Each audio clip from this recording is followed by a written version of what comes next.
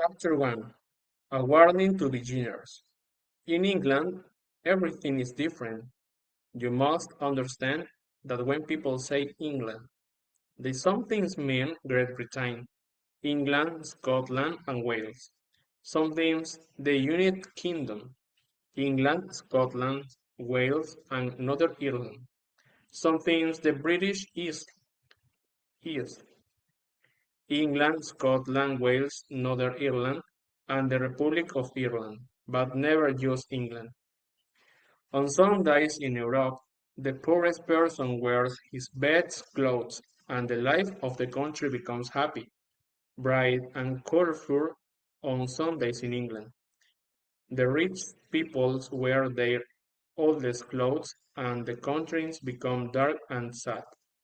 In Europe, nobody talks about the weather. In England, you have to say, "Nice days, isn't it?" about 200 times every day. Or people think you are a bit boring. In Europe, you get Sunday's newspapers on Monday. In England, a strange country, you get newspapers on Sunday.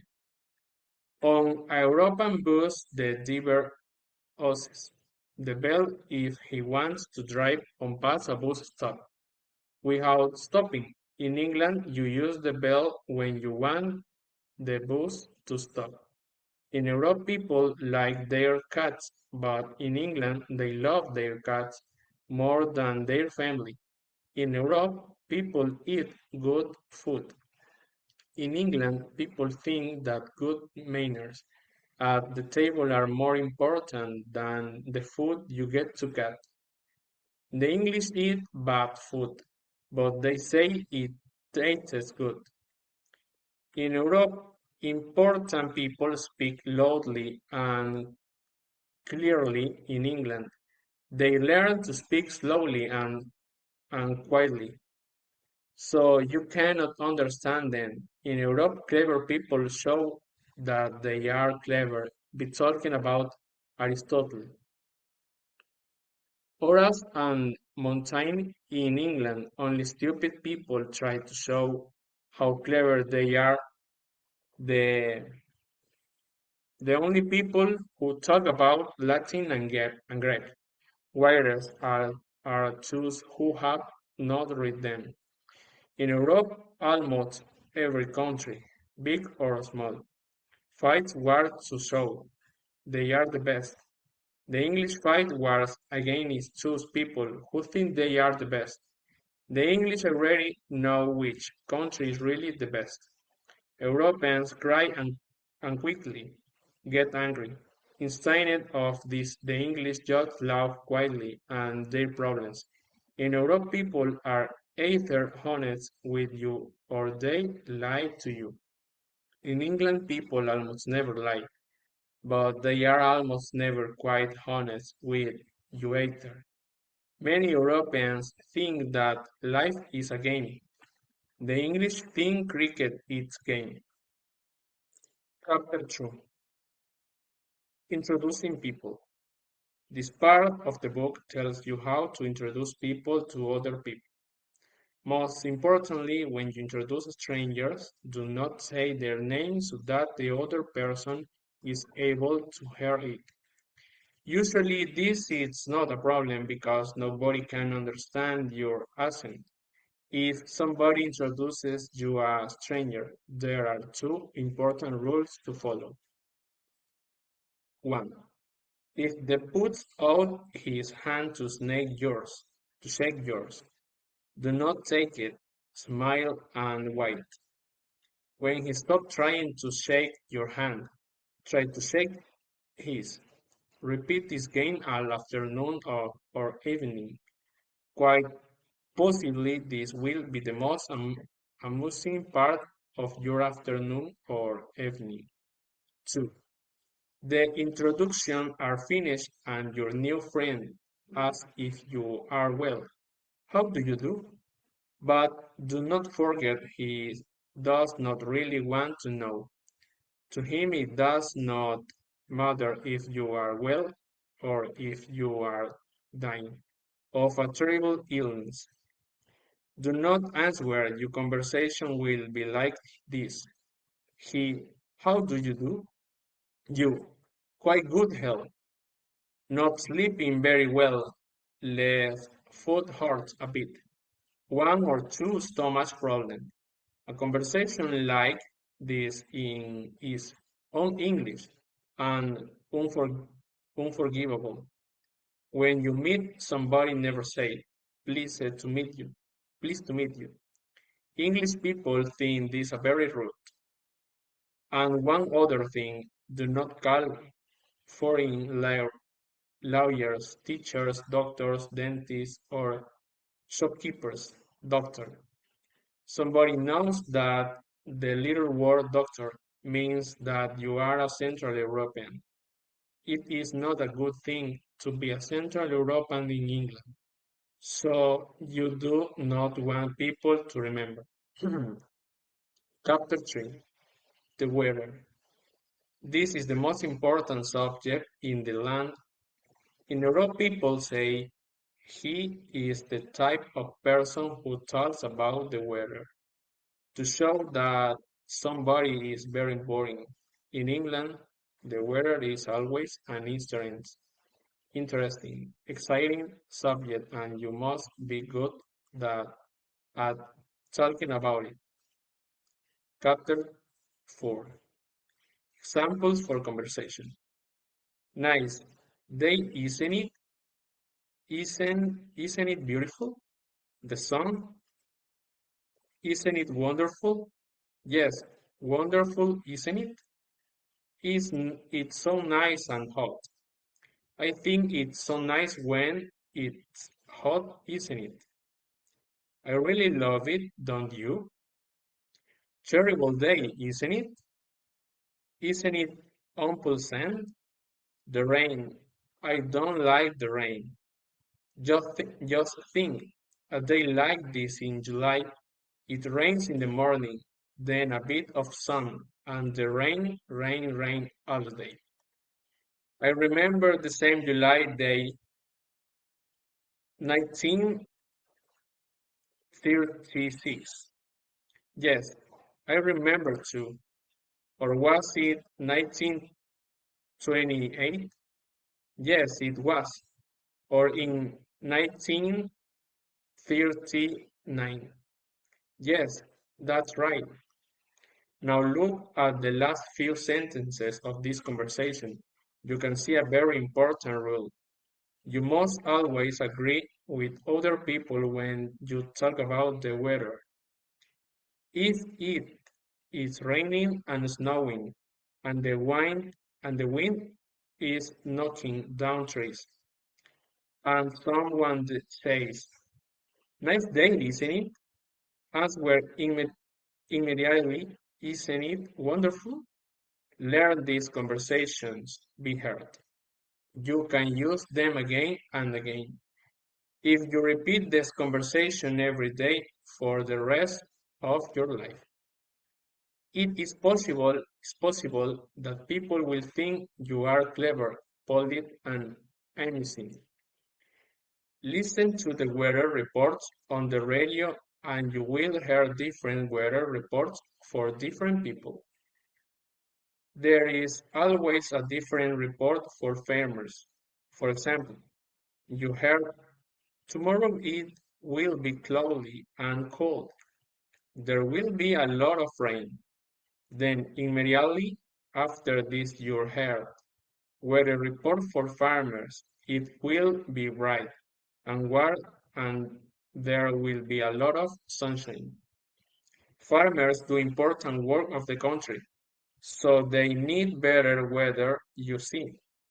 Often the radio tells you that it is a nice day, but then you look,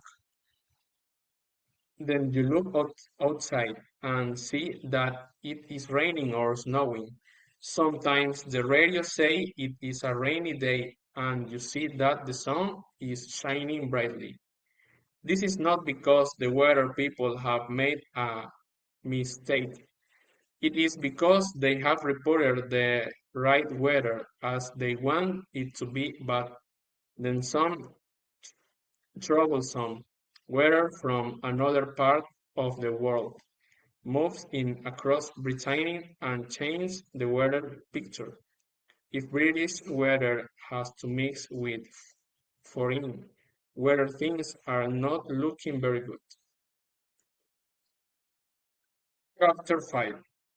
So not quite saying what you mean. Foreigners have souls. The English do not have souls. In Europe, you find many people who look sad. This is soul. The word's kind of soul belongs to the Slav people. Slavs are usually very deep thinkers. They say things like this: something I am so happy and sometimes I am so sad. Can you explain why? You cannot explain, do not try. Or verbs they say, I want to be in some other place, not here. Do not say, I'd like you to be in some other place too. All this is very deep. It is soul, use soul. But the English have no soul. Instead, they say less than they mean.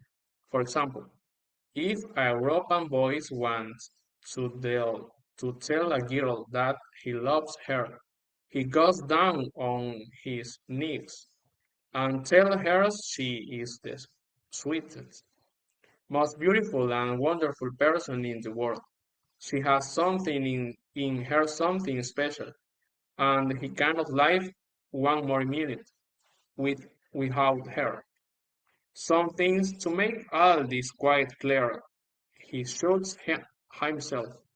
This happens every day in European countries where people have soul. In England, the boy puts his hand on the girl's shoulder and says quite quickly, "You're all right, you know." If he really loves her, he says, "I really quite like you, in fact." If he wants to marry a girl, he say, he says, "I say, would you?" If he wants to sleep with her, I say, "Shall we?"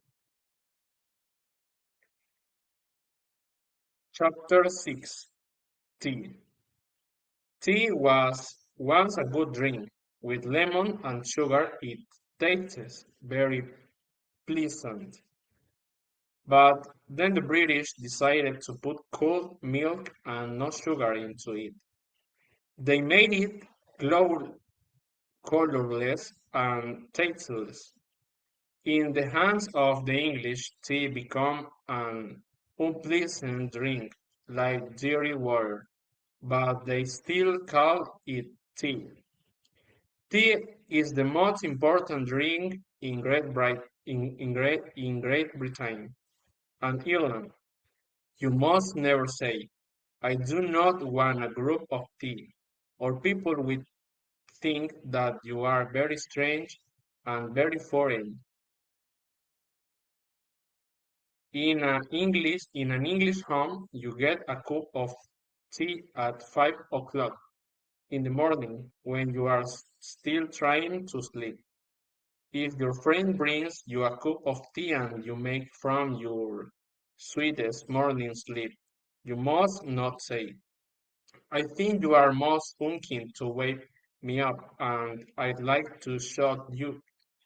You must smile your best 5 o'clock smile and say, "Thank you so much. I do love a cup of tea at this time of the morning."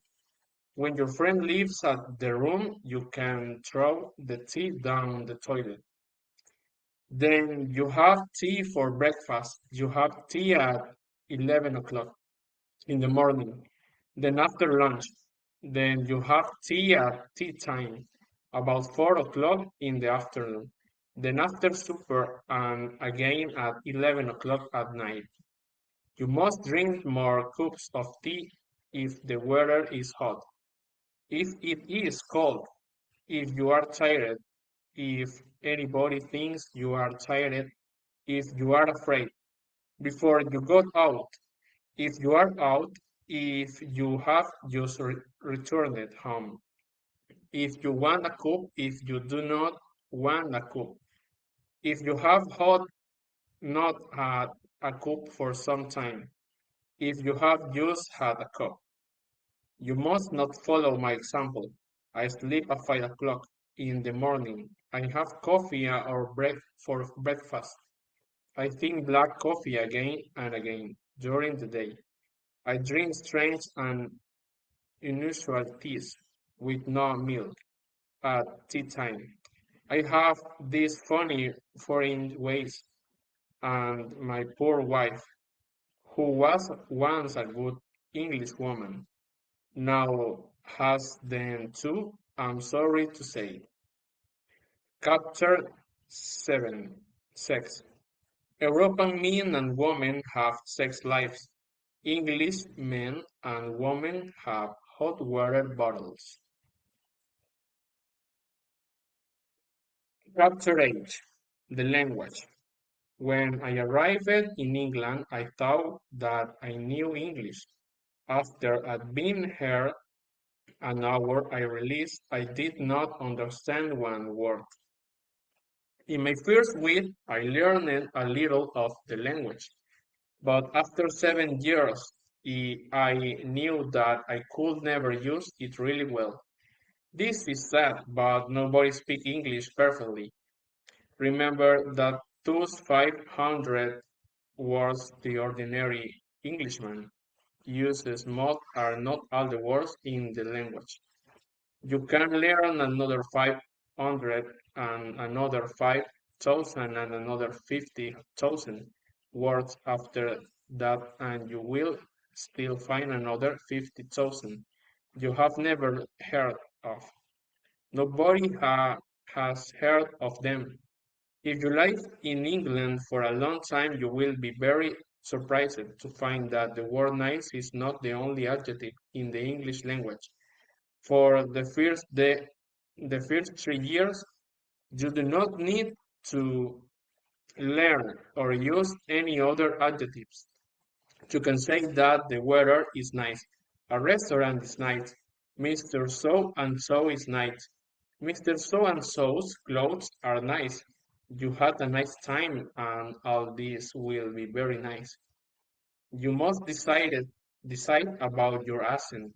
You will have for him accent, alright, but many people like to mix it with another accent. I knew a Polish Jew who had a strong Irish accent.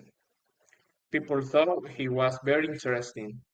The easiest way to show that you have a good accent or no foreign accent is to hold a pipe or cigar in your mouth, to speak through your teeth and finish your sentences with the question, isn't it?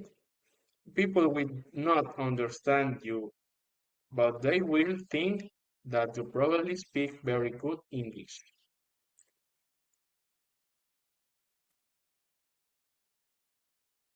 Hi. In the Unit 7, I learned how to talk about past and life experience. I studied the difference between past simple and present perfect. We use past simple for finished actions in the past. For example, I visited my friends yesterday. We use present perfect for experience. For example, I have visited Cuenca. In the Unit 8, I learned how to talk about the future. I study the difference between will and going to. We use will for quick decisions. For example, I will help you. We use going to for plans. For example, I am going to study tonight. In the Unit 9, I learned modal verbs. For example, should, can, have to, or may. May is more formal, and to talk about permissions, obligations, and prohibitions. In the unit 10, I learned to superlative and comparatives. Comparatives compare two things. For example, this car is fast than that one. Superlatives compare three or more things. For example, this is the best day of my life.